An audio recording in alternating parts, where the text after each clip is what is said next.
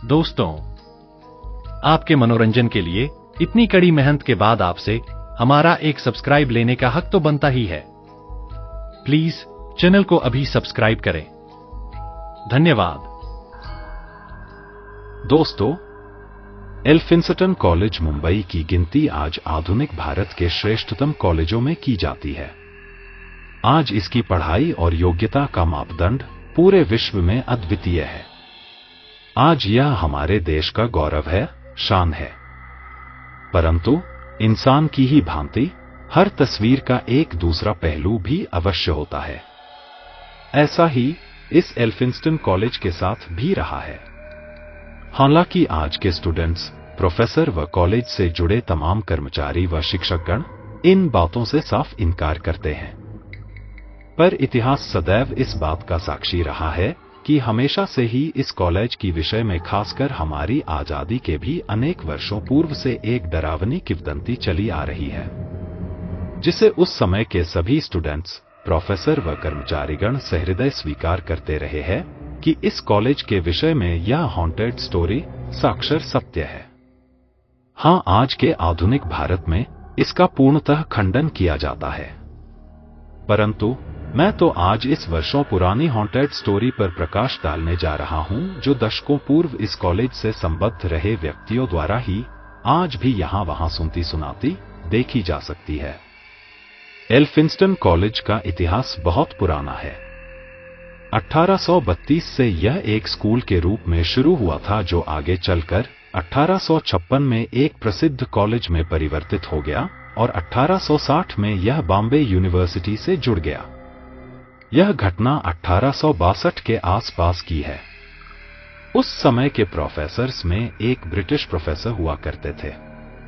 इस कॉलेज के प्रति उनका अत्यधिक लगाव था। इस कॉलेज का बॉम्बे यूनिवर्सिटी से संबद्ध इन्होंने ही करवाया था। यहां तक कि उन्हें उसी कैंपस की प्रोफेसर कॉलोनी में एक आलीशान मकान अलॉटेड था, परंतु फिर भी वो अपना अधिकतम समय उसी कॉलेज में बिताते थे। यहां तक कि रात में भी काम करते करते अपने रिटायरिंग रूम में ही सो जाया करते थे और सुबह 4 बजे से कॉलेज की गतिविधियों में पुनः लग जाते थे और रात 1 बजे तक काम किया करते थे। वे बहुत स्ट्रिक्ट थे। चाहे स्टूडेंट हो या कर्मचारीगण, गलती की कोई माफी नहीं थी। हालांकि इससे पूरा कॉलेज ही वेल डिसिप्लिन्ड रहता था, परंतु इससे लोगों के मन में एक परतंत्रता व गुलामी का एहसास भी धीरे धीरे बढ़ने लगा था। उसी समय भारत का स्वतंत्रता संग्राम अपने चरमोत्कर्ष पर था। ऐसे में उस प्रोफेसर के मन में रेसिज्म की भावना बहुत ज्यादा बढ़ने लगी थी। खासकर भारतीयों के लिए उसके मन में अत्यधिक घृणा भर चुकी थी। धीरे धीरे उसकी नफरत अपनी पराकाष्ठा पार कर गई। इससे उस समय के कुछ भारतीय छात्र व छात्राओं से उनका टकराव बढ़ने लगा, जो उनके कार्यकलापों में साफ दिखाई देने लगा। जो भी इंडियन स्टूडेंट अच्छे नंबर लाता, उसे वो फेल करने पर आमादा हो जाते थे। भारतीय होनहार छात्रों का सस्पेंशन व टर्मिनेशन तो अब उनके लिए रोजमर्रा की बात हो चुकी थी। यह बात 1867 के आसपास की होगी।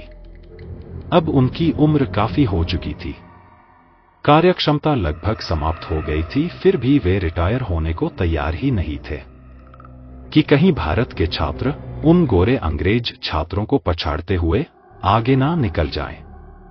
और ऐसा हो भी रहा था, क्योंकि इतिहास गवाह है कि हमारा देश योग्यताओं एवं प्रतिभाओं से सदैव लबरेज रहा है। उस समय भी भारतीय छात्र व छात्राओं का दबदबा उत्तरोत्तर बढ़ता ही जा रहा था। अंग्रेज छात्र हमारे भारतीय छात्रों से बहुत ज्यादा पिछड़ चुके थे। ये बात उस प्रोफेसर के गले ही नहीं उतर रही थी। अपने गोरों के बच्चों की पढ़ाई का गिरता स्तर और भारतीय छात्र छात्राओं के उठते पढ़ाई के स्तर को वो सहन नहीं कर सका और एक दिन आधी रात को अपने ऑफिस में काम करते करते उसकी आकस्मिक मृत्यु हो गई। उनकी मृत्यु पर आज भी संदिग्धता है। कोई कहता है हार्ट फेल से हुई थी, कोई कहता है उन्होंने सुसाइड किया था, परंतु यह भी सच है कि असामयिक मृत्यु ही आपको प्रेत योनि में ले जाती है। कहते हैं उस दिन के बाद से उसकी आत्मा पूरी रात इस कॉलेज में भटकती रहती है। उस रात के बाद ये कॉलेज विश्व के मोस्ट हॉन्टेड कॉलेजों में सीधे पहले नंबर पर आ गया था। आप गूगल सर्च कर देख सकते हैं। उसी कॉलेज के कैंपस में ही गर्ल्स व बॉयज हॉस्टल भी थे, जहां उन दिनों रात 11 बजे के बाद सन्नाटा छा जाता था। यहां तक कि सिक्योरिटी गार्ड्स भी यहां से दूरी बनाए रखते थे। एक बार निकेश नाम का एक लड़का जो लगातार कॉलेज में टॉप कर रहा था, इस हॉन्टेड प्रोफेसर की नजर में आ चुका था। वह इसी बॉयज हॉस्टल में रहता था। वह भूत प्रेतों पर यकीन थोड़ा कम करता था एवं एक निर्भीक छात्र था। एक दिन रात 2 बजे किसी ने उसके रूम का दरवाजा जोर जोर से खटखटाना शुरू कर दिया। रात में डोर खोलने की सख्त मनाही थी, पर लगातार कोई नॉक करता ही जा रहा था और जोर जोर से मदद की गुहार लगा रहा था। निकेश ने सोचा कि कहीं कोई छात्र सचमुच परेशानी में ना हो। उसे इस वक्त डोर नहीं खोलना अच्छा नहीं लग रहा था, तो निकेश ने डोर ओपन कर दिया, पर वहां कोई भी नहीं था। फिर उसने बाहर झांकते हुए दाएं बाएं देखा तो अचानक गैलरी में दूर एक छात्र उसे पीछे की तरफ भागते हुए बुला रहा था। निकेश भी उसके पीछे तेजी से भागा।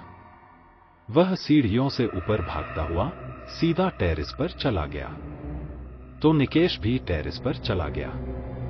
तो उसने देखा कि वहां उसी कॉलेज की एक टॉपर लड़की सुष्मिता मरी हुई पड़ी थी और किसी ने उसकी बड़ी ही बेरहमी से हत्या की थी। निकेश इतना भयानक दृश्य देखकर डर से कांपने लगा, और वो दूसरा लड़का जिसका नाम प्रशांत था, फूट फूट कर सुष्मिता के समीप रो रहा था। तो उस निकेश ने प्रशांत से पूछा कि आखिर ये सुष्मिता हमारे बॉयज हॉस्टल में कैसे आ गई। तभी प्रशांत ने बताया कि ये मेरी ही क्लास में पढ़ती है। उसे नहीं मालूम यह बॉयज हॉस्टल के कैंपस में कैसे आई, पर प्रशांत इसको जानता था। ये एक मेरिटोरियस स्टूडेंट थी। और अचानक आधी रात को प्रशांत के रूम का डोर जोर जोर से नॉक कर रही थी। जब प्रशांत बाहर आया तो उसने देखा कि वह सुष्मिता जमीन पर लेटी हुई थी, खून से लथपथ थी, और इसका एक पैर एक विभत्स आदमी ने खड़े खड़े पकड़ा हुआ था एवं इसे जमीन पर घसीटते हुए सीढ़ियों से ऊपर ले जा रहा था। पूरे फ्लोर पर रगड़ते वक्त उस लड़की का ब्लड एक चौड़ी सी ब्लड लाइन सी बनाते जा रहा था। प्रशांत बहुत ज्यादा घबरा गया। उस दरमियान प्रशांत ने कई दरवाजे खटखटाए पर किसी ने भी डोर नहीं खोला। फिर प्रशांत को निकेश का ध्यान आया कि उसका रूम मेरे रूम के बाजू में ही है, फिर वो डरपोक भी नहीं है और भूत प्रेतों को भी नहीं मानता, तो मैंने तुम्हारा डोर नॉक किया। निकेश ने कहा, प्रशांत तुम भी तो इस कॉलेज के एक हाई स्कोरर हो। तो प्रशांत ने कहा, हाँ। फिर उस प्रशांत ने अपने आंसू पोंछते हुए कहा, पर दोस्त तुम तो पूरी कॉन्स्टिट्यूएंसी के टॉपर हो। तो निकेश ने कहा, हाँ ये भी सच है। फिर प्रशांत ने कहा, एक बात तुमको हम तीनों में कॉमन दिखाई नहीं दे रही कि हम तीनों ही हाई स्कोरर स्टूडेंट्स में आते हैं, और आज हम ही तीनों इस छत पर मौजूद हैं, जबकि पूरा हॉस्टल चैन से सो रहा है। आज रात हॉस्टल की इस छत पर हम तीनों ही एक साथ मौजूद हैं, जिसमें कि यह सुष्मिता यहां पहले से मृत पड़ी है। इसका मतलब हम तीनों ही यहां प्लानिंग के तहत किसी के द्वारा ट्रैप करके लाए गए हैं, और ये काम होना हो उसी प्रोफेसर की आत्मा का ही होगा। तभी तेज हवाएं चलने लगी। अचानक से ठंड बढ़ गई, बादल छाने लगे, जोर जोर से बिजलियां भी कड़कने लगी। मौसम में अचानक आया ये भयानक परिवर्तन यकीनन किसी अनिष्ट की सूचना ही दे रहा था। तब तक छत का डोर एक तेज आवाज के साथ बंद हो गया, और उस प्रोफेसर की आत्मा एक तेज रोशनी के साथ सामने प्रकट हो गई। वो बड़ा ही भयानक लग रहा था। क्रोध से उसकी आंखें अंगार बरसा रही थी। पूरा वातावरण बदबू से भर गया था। दोनों छात्र बेहद डर गए। तभी वह प्रोफेसर ने सुष्मिता, जिसे उसी ने मारा था, उसके पास आया और एक झटके में उसका पेट फाड़कर अंदर की आंतें अपने नाखूनों से बाहर निकालकर दोनों के सामने बेरहमी से खाने लगा। वे दोनों डर से कांपते हुए वहां से भागे पर जाते कहां।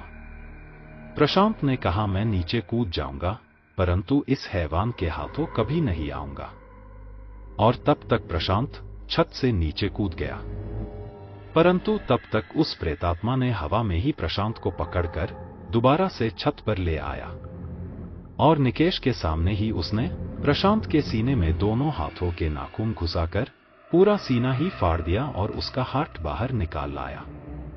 इतनी भयानकता वो सिर्फ इसीलिए कर रहा था क्योंकि भारतीय छात्रों के प्रति उसमें इतनी ज्यादा घृणा थी, और उस घृणा व नफरत ने ही उसे इस भूत योनि में ला रखा था। मरने के बाद भी वह उतना ही नफरत और घृणा से भरा हुआ था, और सिर्फ स्कोरर भारतीय छात्रों को पहले विभत्सता से मारता था, फिर उन्हें बेरहमी से खा भी जाया करता था। उसके खाने की प्रक्रिया के बीच निकेश को मौका मिल गया। उसने डोर खोला और तेजी से नीचे की तरफ भागते हुए सीधे अपने रूम की तरफ दौड़ा जो खुला हुआ था। निकेश ने अपनी पूरी शक्ति से दौड़ते हुए सीधे अपने कमरे में पहुंचकर उसे अंदर से लॉक कर दिया। तब तक पुनः जोर जोर से डोर नॉक करने की आवाजें आने लगी, परंतु अब निकेश ने डोर खोलने की गलती नहीं की। थोड़ी ही देर बाद निकेश सीधे बाथरूम जाकर शावर के नीचे खड़ा हो गया, फिर अपनी उतारी इस पूरी ड्रेस को ही डस्टबिन में फेंक दिया। वह दूसरे कपड़े पहनकर सो गया। आज से पूर्व के उन तमाम वर्षों में सैकड़ों भारतीय मेरिटोरियस छात्र व छात्राएं इस प्रेतात्मा द्वारा मारे जा चुके हैं, पर कैसे मारे गए ये कोई नहीं बता सकता। परंतु उस रात में निकेश के बच जाने की वजह से ही यह पूरी कहानी माउथ पब्लिसिटी के थ्रू आज हम सभी लोगों तक पहुंच सकी है, जिसे आज मैं आपको सुना रहा हूं। कहते हैं भारतीय स्कोरर स्टूडेंट्स के प्रति घृणा व नफरत से भरी वो प्रेतात्मा आज भी उस कॉलेज व हॉस्टल के कैंपस में बेखौफ पूरी रात भटकती रहती है।